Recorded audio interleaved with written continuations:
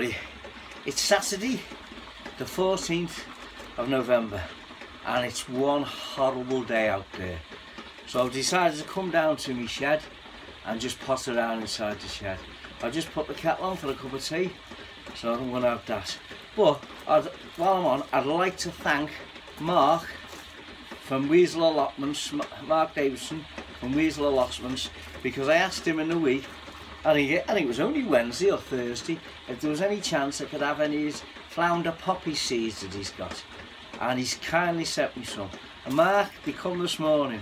Now, I've texted you to let you know that I've got them, I know, but I didn't tell you. What happened was, in the post office, they must have broke open somehow. They've been ripped open. I don't know what's happened. To be honest, if I look at the end there, I don't know whether they've been eaten. Some rodents inside the post office has tried to eat the packet. So what they've done, they've kindly repacketed it for me and sent it on. So as you can see, all the seeds have come out. They're all there, though, Mark. There's plenty there, as you say. So I'll be putting them in. I'll be putting them in a heated bed, just possibly the end of January, the beginning of February, to start them off. I'll start so many in a heated bed, and I'll start some later on in the year. So I'd like to say thank you again, Mark. Really appreciate the effort of you sending them out to me. Thank you. Also, I'd like to show you a little notice board I put behind me. I'll put that behind me so when I'm doing a bit of filming, it looks a bit brighter than just the back of the shed, basically. So what it is, what I've got there, I've got pictures of the grandchildren who have been helping me down here, and a few other bits and pieces. I'll put a picture of a few of the plants that we've grown as the year goes on. But anyway, as you can see, I've got Nathan. I think most people know Nathan down here. He's helped me down here on the allotments. He's done quite a hell of a lot of work down here with me. There's Sam. He helped me with painting the fence. There's Lily, who's done watering for me. I've got Olivia here, who does watering for me. She's been down here when I've been on holiday with her mum and helped me help do the watering. I've got Maisie. Now Maisie comes down. She's helped me with the wood chippings, putting the wood chippings down. So as you can see her there, standing on the top of the pile, king of the pile, I think she said. There's two more to come down. There's Sky, and there's our Hannah, who's quite a bit older, but I'll get her down here and see if we can get her doing something. So that's what that's behind me for, basically. Well, the kettle's boiled, so I'm going to make myself a cuppa, and I'll see you back in a bit. Well, I don't know if you can hear in the background, but there's me kettle's boiled, so time for a cuppa.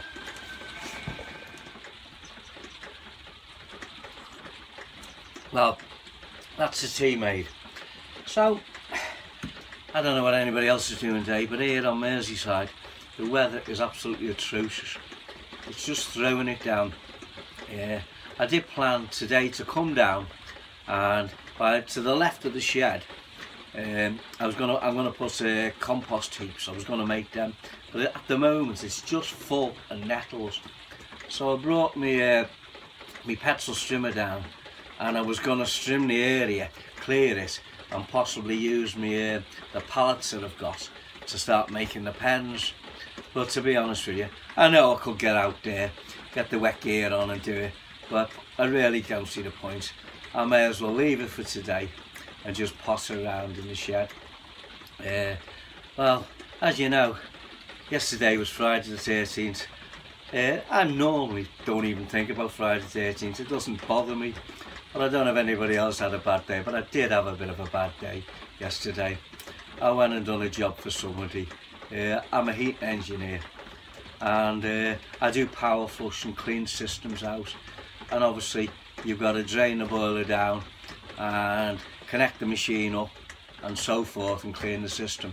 Well, I'd had the boiler going in the day, but come 3 o'clock, when I put everything together, put the boiler on, after fill back up again, wouldn't come on.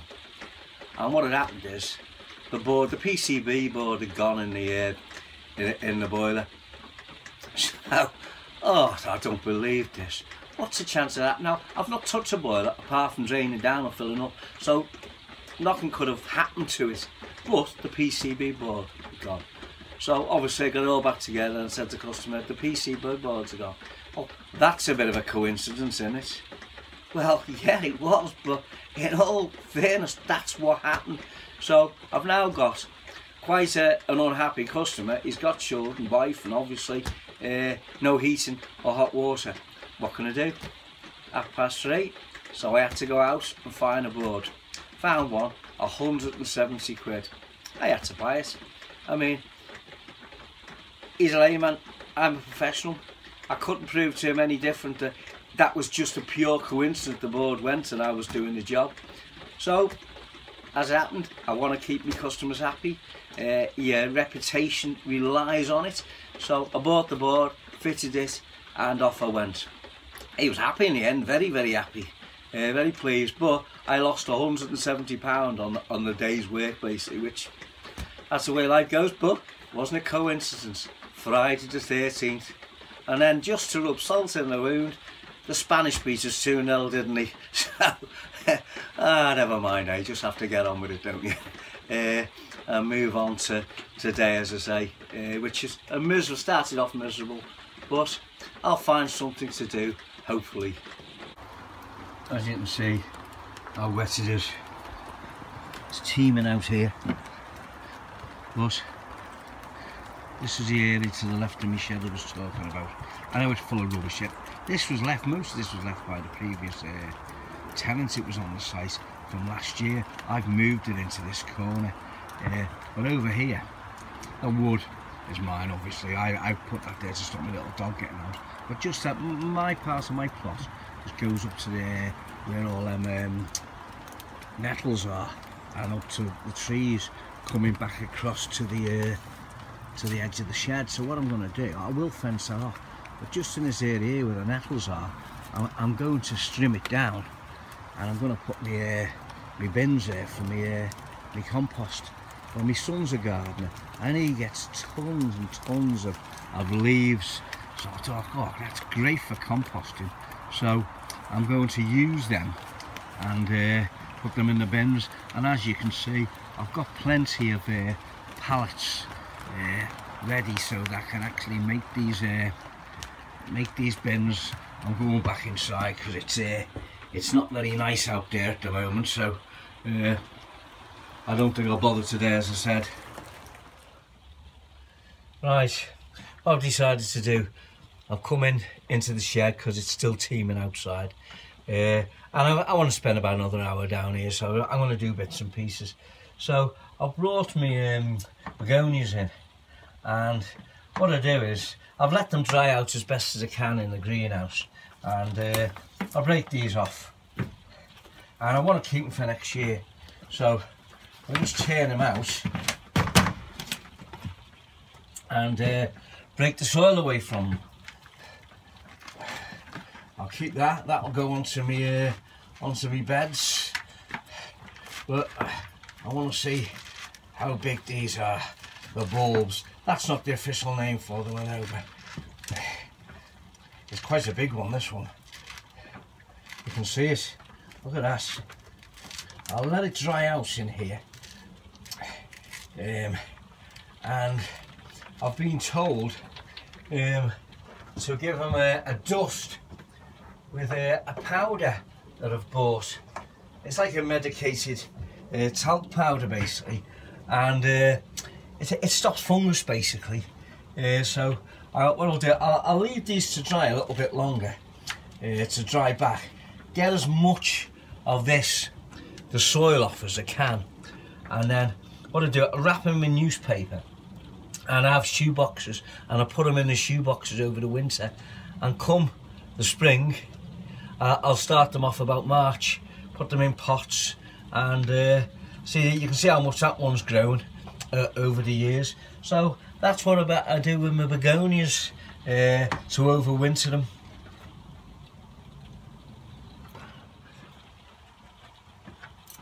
Well, that's all my begonias done. So you can see the size of some of them, they're absolutely stunning. So as I said, I'll dry them out, thoroughly dry them out, get all the soil off them, put the powder on them and then store them for the winter. So I think that's all I can do down here today. I've just been to the greenhouse to take the pots I've taken the begonias out of, and walk back into the shed, and what's in here? A little robin flying around, where I'd had my biscuits down there on the bench, and there was crumbs there, messy eater, and there he was sitting on the little table there, picking at the crumbs. Of course, as soon as I come into the doorway, he was off. He didn't hurt himself, thank God. He didn't bang against other walls. He went straight for the door, so he quite obviously knew what he was doing. Well, as I said, it's miserable down here. So I've done the begonias. I've got them out. I've got quite a few at home yet in pots, so I've got to go home and I'll do them at home in the greenhouse at home. But that's basically all I'm going to do down here today at the allotment, because the weather's, which I keep repeating myself, is that bad. So I think that'll be the end of this little clip. I'll put more clips together with this, and maybe by Monday I'll upload this to YouTube. So ta-ra for now, until I see you on the next clip. Right, so I made the start where my compost bins are going to go, by the side of the shed. This area here was just full of nettles and these bushes, and I'm cutting them back slowly, and I've got quite a bit of space here, so I don't get much sun here, so I think this is absolutely ideal for my compost. And looking from this side, you can see where I've cleared. You can see the fence there surrounding the trees, but I'm going to eventually take that up to the shed there, and then I can use this bit for, as I keep saying, my compost heap. And where they are now, at the bottom where all the sun is, I can grow more stuff. Obviously all I've got to do now is get rid of that pile there. They do moan a bit about burning around here, but we'll see. Well, that's not been a bad weekend. I really didn't expect to get much done with the way the weather's been. But as you can see, it's Sunday now, and I've cleared that patch where my compost bins are going to go. All I've got to do now is get rid of them trees, burn it or something. They're not too, there is houses not too far away, so you've got to be very careful where you're burning because of the smoke. But as the winter comes on, they're going to have the windows shut, so it's not going to be as detrimental to them. So I'll leave it a bit, let it dry out possibly, and then try and burn it a bit at a time. So I've had quite a successful weekend, even though the weather's been bad. I hope everybody else has as well. So that's all for now anyway.